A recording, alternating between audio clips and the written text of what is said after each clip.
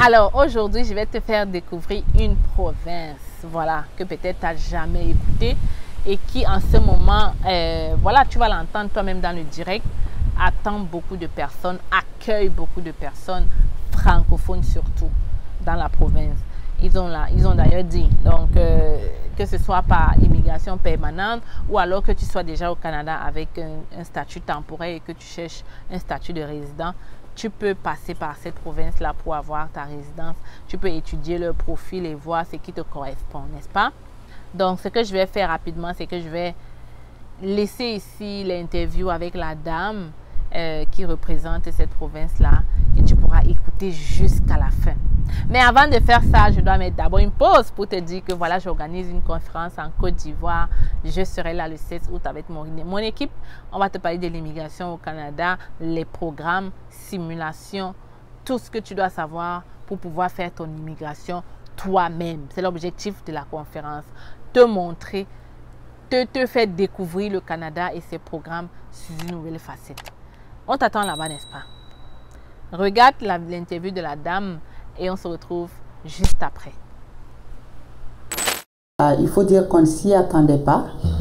Cependant, l'accueil francophone étant le guichet unique pour les francophones qui viennent s'établir au Manitoba et toutes les catégories de clientèle confondues, les demandeurs d'asile faisant bien partie, nous recevons de façon favorable cette annonce, mais on voudrait voir qu'est-ce que ça voudrait dire en termes de préparation et en termes de sollicitation des organismes qui sont déjà en train d'offrir des services aux demandeurs d'asile qui s'installent ici au Manitoba. Il est évident qu'avec la montée des chiffres, on voit quel peut être le contexte.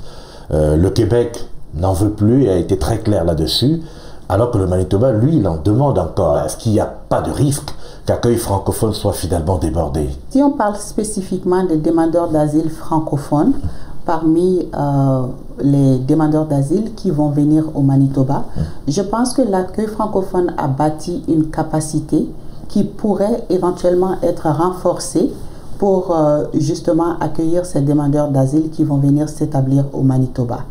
Donc les bases, les jalons ont été posés depuis 4 ans maintenant avec un financement que nous recevons du gouvernement du Manitoba justement pour cette catégorie de clientèle. Mais maintenant, il reste à savoir comment est-ce que on va réfléchir sur une plus grande stratégie pour qu'ils puissent trouver leur place ici au Manitoba et aussi impliquer les autres fournisseurs de services dans la collaboration parce que ce n'est pas un travail qui se fait uniquement à un seul endroit, c'est un travail qui se fait à plusieurs niveaux. Donc il faudrait que les services puissent collaborer ensemble, les fournisseurs de services, pour adresser justement. Donc il reste à savoir comment la province va adresser ce défi, comment le gouvernement fédéral va travailler avec la province du Manitoba aussi pour parce que ça va créer une ruée vers le Manitoba. Exactement. C'est une grande ouverture, une grande porte qui va s'ouvrir. Donc on pourrait en recevoir non seulement via les frontières, et on pourrait aussi en recevoir à l'intérieur déjà du Manitoba des gens qui sont ici, qui ont un statut et qui voudront peut-être changer de statut pour devenir des demandeurs d'asile, dépendamment de la situation de leur pays d'origine. Est-ce que quand on regarde les chiffres de l'immigration de façon globale, ces derniers mois, accueil francophone a quand même été très sollicité? Ne croyez-vous pas qu'on tire trop sur la corde finalement?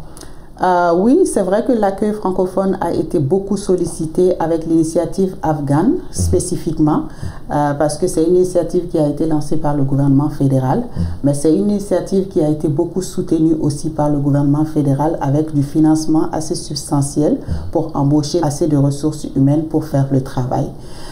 C'est vrai qu'avec cette nouvelle initiative qui s'annonce, ça va tirer sur la corde, mais en même temps, comme j'ai dit tout à l'heure, il y a déjà une base solide qui est implantée, donc il suffit de renforcer cette base-là, parce que il y a plusieurs programmes à l'intérieur de l'accueil francophone.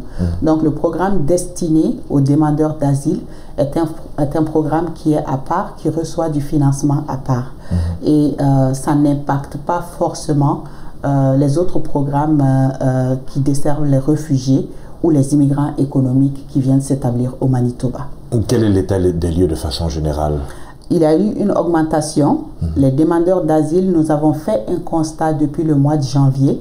Normalement, l'entente est une petite entente avec la province du Manitoba pour une centaine de personnes, mais rien que la clientèle des demandeurs d'asile a dépassé déjà 100 entre le mois de janvier et le mois de mai. Nous sommes à 109 clients qui nous ont sollicités en tant que demandeurs d'asile.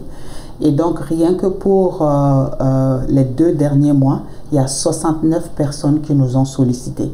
Donc, oui, on a vu une croissance vraiment très rapide de services de la part des demandeurs d'asile ici à l'accueil francophone. Surtout les francophones. Surtout les francophones, parce que il y a plusieurs centaines de demandeurs d'asile pour ce qui est du Manitoba de façon globale.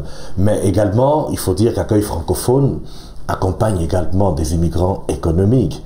Et que là aussi les chiffres commencent à remonter. Exactement. Il y a beaucoup de familles qui choisissent le Manitoba comme destination, donc pour toutes sortes de raisons, parce que c'est une province qui a quand même démontré une ouverture et l'accueil qui est réservé aux nouvelles personnes qui décident de s'installer au Canada d'une manière générale. Donc là, je pense que la province du Manitoba s'est démarquée à cause de l'ouverture qu'il y a ici et aussi à cause de la facilité de s'installer et puis la communauté francophone d'une manière générale ou les communautés ethnoculturelles qui sont ici, les associations qui ont été créées qui jouent un rôle incontournable aussi pour accompagner les ressortissants de chez eux à s'établir ici au Manitoba. Ça fait que de plus en plus les familles immigrantes choisissent de venir s'installer au Manitoba pour commencer leur vie au Canada. Donc, en tant que point focal pour l'accueil francophone, justement, il faut s'attendre à vous voir autour de la table du gouvernement provincial ou encore autour de la table du gouvernement fédéral pour solliciter d'autres financements dans les prochains jours. Absolument. Et je pense qu'il ne faut pas attendre que l'avion atterrisse avant de commencer à préparer le terrain. Donc, nous allons préparer l'atterrissage avant que l'avion atterrisse. Merci. Sarko, merci beaucoup. Merci, good love.